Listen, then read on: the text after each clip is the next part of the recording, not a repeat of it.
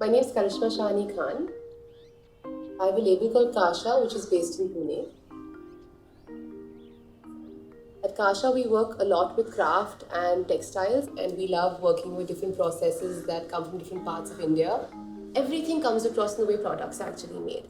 And I feel for me at Kasha, that is the value I want to bring to my product. It needs to be more than just a garment that you wear and don't think about later. I want to give it a character. I want it to be reversible. I wanted to have something that the same product with someone else may not have. I was lucky enough to be able to study outside, and I think my time away taught me to value what we had. The journey between different countries, having those experiences, taught me to go back to stories I'd heard while growing up. For me, it's really important to be mindful and conscious of how we're making products, how we're disposing them. We don't want to just keep creating for the sake of it. We also run something called Heart to Heart, which is our sister concern. The people are what make this place. It's very important that we sit down together and make decisions together. At Heart to Heart, we work with all the waste that Kasha produces. We try to upcycle everything that we utilize and leave out in production. When we work with upcycling, it's specifically for our macrame products. Everything that's cut in our studio and all the fabric bits that are left post-production are usually collected and gathered. They're then sorted out in boxes based on their color. Everything is hand-dyed in our studio. So washing is essential so that later on there's lesser color running.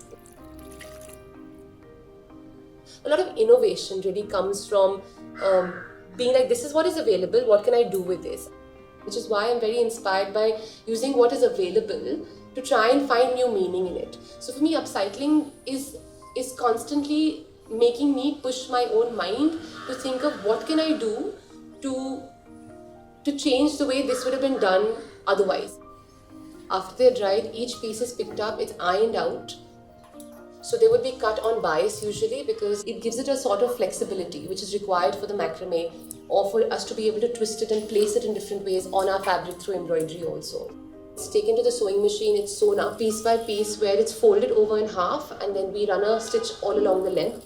We make them normally about 10 meters in length. We've learned this to trial and error, that anything beyond that, it's very hard to reverse it and to turn the cord into what you see. We start to make bundles of them, almost like they look like balls of wool. We do a lot of jackets, bags, we do footwear, we do rugs, we do cushion covers, we do curtains, we do dividers. We use it in embroidery, and you say quality. It's definitely something that is going to last a very long time, which means you're not going to be buying that much. And I think where we come from in India, we're so used to having heirlooms. You know, your grandmother would keep something for you, and you're already thinking of what you keep for your children. We've had that as a subcontinent. We've had access to beautiful crafts and products that last for that long. So for me, that is a value I really want to bring into what I do. I think it's really important for us to build an organization that gives men and women equal opportunities.